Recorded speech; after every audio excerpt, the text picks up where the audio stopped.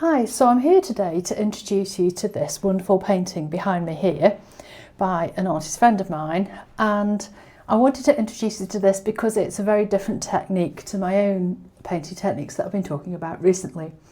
Hi, I'm Emily Tellwright from Castle Sefton Press, and today I'm talking about this painting of the old Nat West Bank in Tunstall, Stoke-on-Trent, by a very close friend of mine, and I'm just going to show you a bit of the painting close up so that you can see the type of painting, very textured oil paint. You can also do it with acrylics, painted with a knife, which is totally different from my very smooth brushwork style that I was talking about in recent videos. So I'm just panning across the painting here, and you can see, I'm just going to put my fingers in place, you can see this thick texture, really thick paints here, all these lovely colours.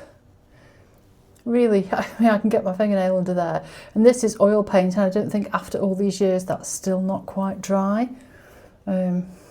Just a little bit tacky in places. And it's really nice to feel this texture.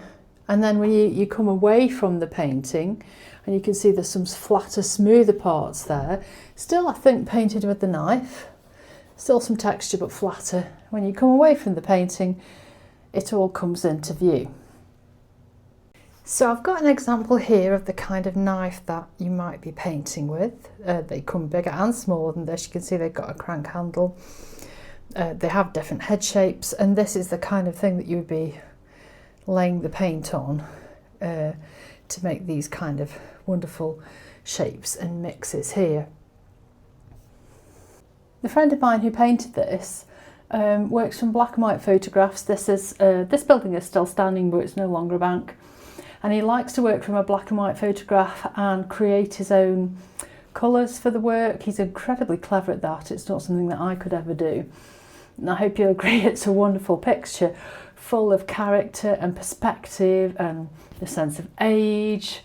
I just think he's very, very clever, and I hope you've enjoyed seeing that. And in case anyone wants to know, unfortunately, there isn't any of his work for sale because he had a massive brain tumour a few years ago, and although he does still paint, he's not able to sell his work now.